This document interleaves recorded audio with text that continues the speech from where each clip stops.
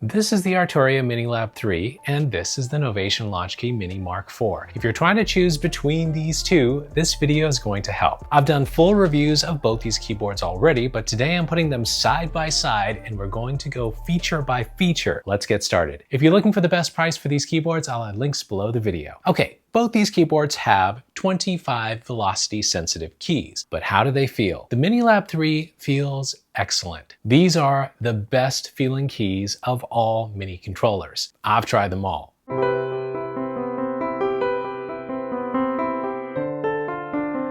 These 25 velocity sensitive keys have the best feel of all mini controllers I've tried. If you're a pianist, you'll be happy with these.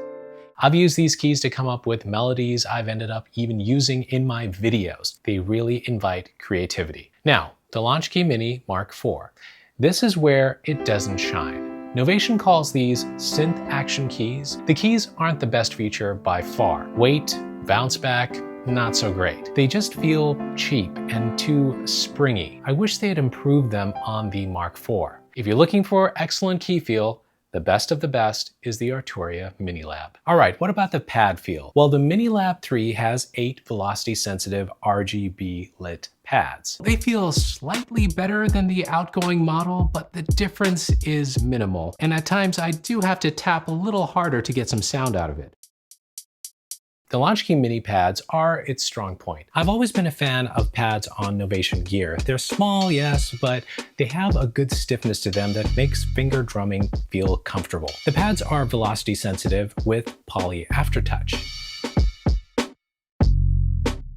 You've got multiple pad banks so you can play larger kits with these. The pads on both these keyboards have additional functions like clip triggering and scene triggering, sequencing, and other stuff. We'll get into that soon. Both these keyboards have pitch and mod strips. You've got a little bit more travel on the Launchkey Mini, which is nice. There are just more buttons on the Launchkey Mini, which are useful, but there's something to say about the simplicity of the Minilab as well. We've got transport controls on both these keyboards. On the Minilab 3, you've got stop, play, record, tap tempo, and loop. These are not dedicated transport controls, meaning they share functions with the drum pads. So you need to tap on the shift button to access them. That extra push may not give you optimal efficiency. On the Launchkey to the right of the touch strips, you've got the transport controls.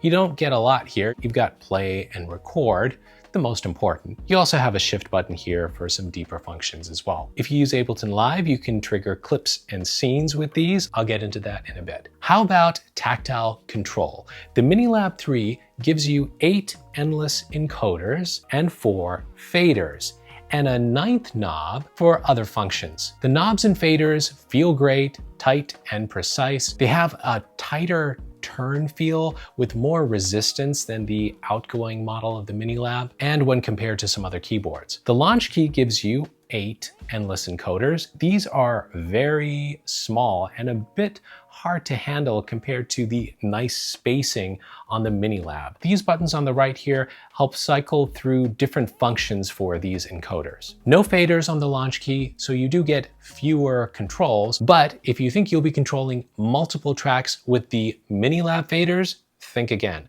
More on that later. And by the way, if you're looking for keyboards or any gear for your studio, you can find them on guitarcenter.com or at your local Guitar Center store. Whether you're a bedroom producer or ready for the stage, you can find what you need at good prices. They've got all the stuff you've seen in my reviews, including studio monitors, audio interfaces, mics, software, and of course, keyboards. And if you're not sure about what you need, their staff can give you some advice as well. I can't tell you how many times I've visited my local store when I needed some gear for my videos. Check out the deals they've got today. I always start on their featured deals page. You know we like to save money on Sanjayc. There's even pre-owned gear on their site if you're looking for a super deal. It doesn't matter what your skill level or budget is, you'll find what you need on their site.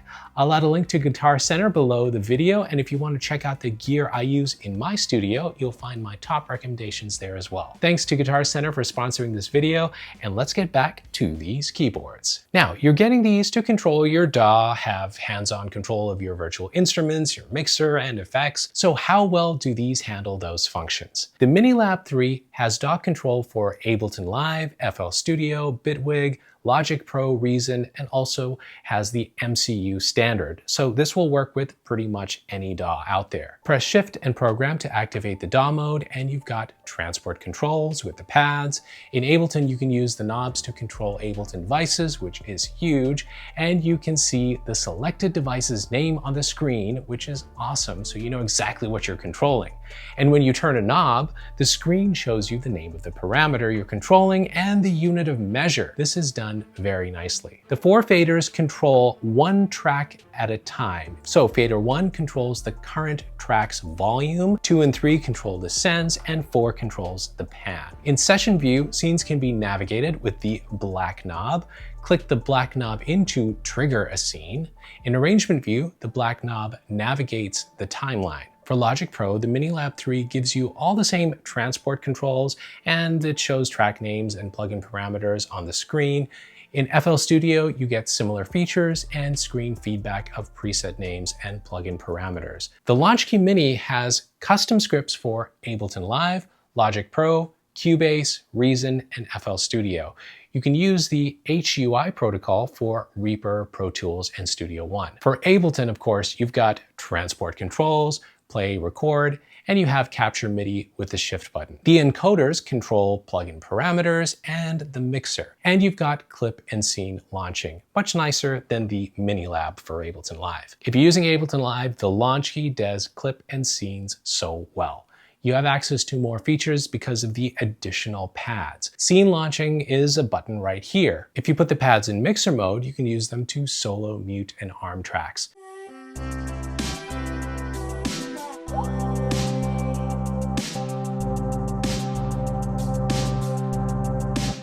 If you're live looping in Ableton, this workflow is just so efficient. Novation always gives Ableton a lot of love, and this Launchkey is no different, and it's awesome for Ableton. Now, keep in mind, if you typically write music in timeline arrangement, linear mode, this type of workflow might not be a must-have for you. You can also control Ableton Live devices from here, and you can see exactly what you're controlling on the screen. So what about other DAWs? Well, in Logic, the Launchkey gives you transport controls, of course, and mixer controls, which allows you to adjust levels, panning, and other mixer functions. You also have EQ control, plugin parameter control, and live loops mode done very nicely as well. FL Studio and Cubase users get mixer controls, effects controls, and more. I think the Launchkey does give you some benefits when it comes to DAW control. They've worked a bit more on tight DAW integration. Now, while the Launchkey gives you great DAW control, the Minilab shines somewhere else. The Minilab gives you outstanding control of one of the best virtual instruments out there, Analog Lab. Analog Lab is a plugin that gives you access to Arturia's massive collection of virtual synths, pianos, electric pianos, strings, and more. And they've integrated the control of Analog Lab right into the Minilab 3. So you can navigate all the presets from Arturia, load them, and then modify and sculpt the sounds with the 8 knobs and the 4 faders. The black knob cycles through presets in Analog Lab, and you press it in to load a sound. This is the most control that a mini keyboard gives you, even more than native instruments with their complete control software and their M32 keyboard. This is a sound designer's dream, and Arturia has executed it beautifully on the Minilab 3. The Launchkey doesn't have dedicated virtual instrument integration. You can control parameters for your DAW's stock plugins, but there's no Analog Lab style control here. Winner? Arturia for virtual instrument integration. When I'm experimenting with synths and sound design, especially when I want to get into a creative workflow on the go, the Minilab is the keyboard I reach for. A lot of the layered synth sounds you've heard in my demos started right here. Now, a keyboard is just one piece of your studio, so I've put together a free guide to optimize your studio for better sound and better workflow. Whether you're working in a bedroom or a dedicated studio space, these quick changes can make a huge difference. You can get my guide totally free in the description of the video. All right, so Arturia has that virtual instrument integration, but the Launchkey has a sequencer. The Launchkey's step sequencer is a huge win. You can step sequence MIDI notes directly from the Launchkey on a 16-step sequence. Press Shift and DAW to get into the sequencer mode, then load a drum kit and a blank clip, press play, press a keyboard key that corresponds to a drum sound, and then press the pads to start adding those into the sequencer.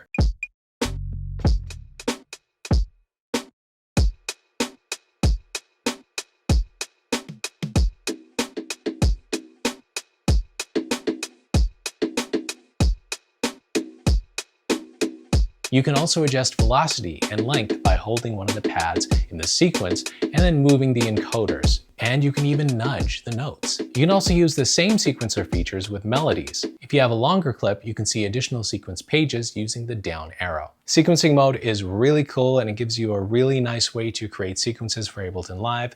But this feature is not available on other DAWs, I believe. If you got this to work, let me know. Now, ARP, chord, and scale modes have become a big thing on keyboards, and both these keyboards offer some nice features in those areas. Now, the Launchkey Mini has a scale mode.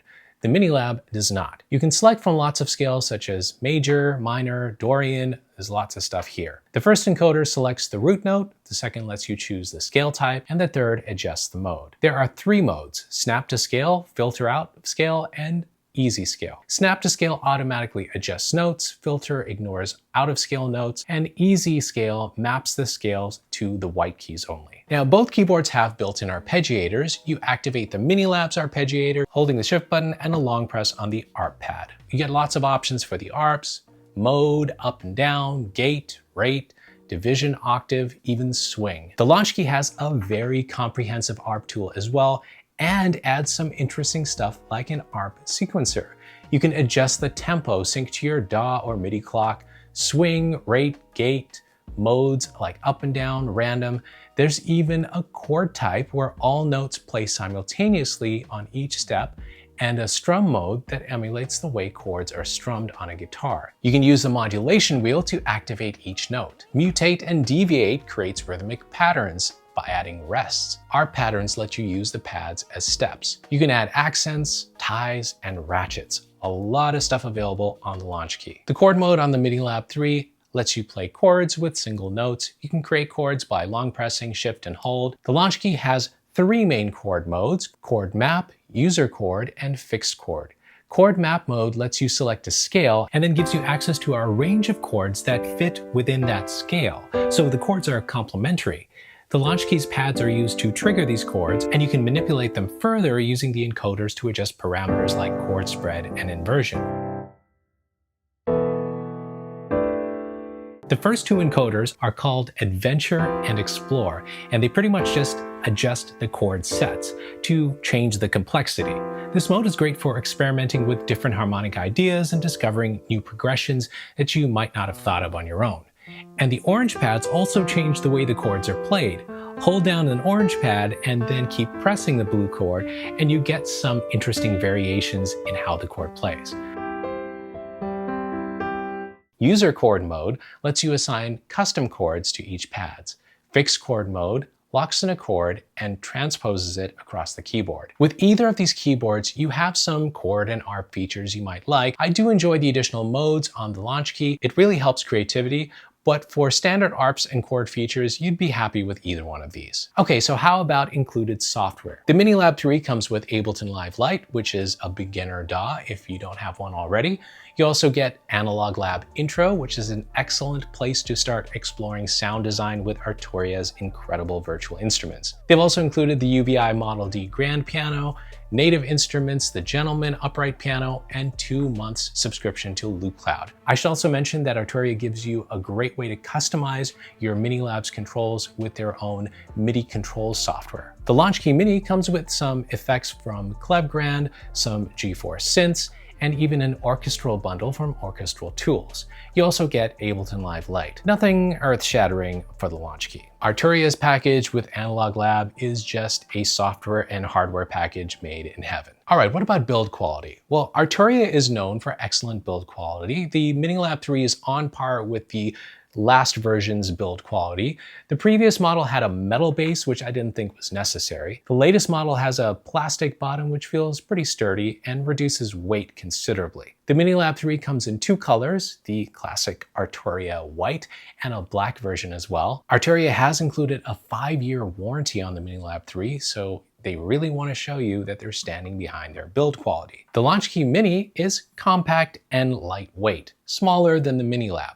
This is not made to be a premium keyboard. It's on the budget side of things. The knobs feel good, and I really like the button press. It actually feels decent with very little noise. The Launchkey doesn't feel as premium as the Minilab, but hey, these are inexpensive controllers, so keep your expectations in check. So, which one should you choose? Honestly, if they could combine forces, we'd have one super amazing keyboard. But if you have to choose, here's what I'd say. If you're looking for superior virtual instrument control, especially if you're into vintage synths and Arturia's collection of software, the Minilab is a no-brainer. With the software and the best keys on a mini keyboard in the industry, you're going to love this keyboard. If you're an Ableton user, or if you use other DAWs and really want great DAW workflow controls and stock plugin control, the Launchkey is an excellent choice. For live looping and even sequencing stuff, this keyboard is awesome. But you're going to be sacrificing the key feel. It's just plain uninspiring. Keep in mind, if you use FL Studio, Novation has a dedicated controller called the FL Key, so make sure you get the right one depending on your DAW. When it comes to the bonus ARP, chord, and scale features, you can do most of that stuff in your DAW anyway, so keep that in mind for both of these keyboards. If you're outputting to a synth, both these keyboards feature MIDI outports, so those ARPs might be fun to use with a hardware synth. People always ask me what gear to get, so I put together a complete studio buyer's guide with all my tested recommendations from budget picks to pro-level upgrades. If it's not out yet, you can sign up below for early access, or you can grab it now if it's live. I hope this video has given you some direction and helped you learn a little bit more about these two keyboards. If you want to deep dive into either of them, I have videos right here. I'll include links below to the best prices for these keyboards. Keep making the music you love, and I'll see you next time.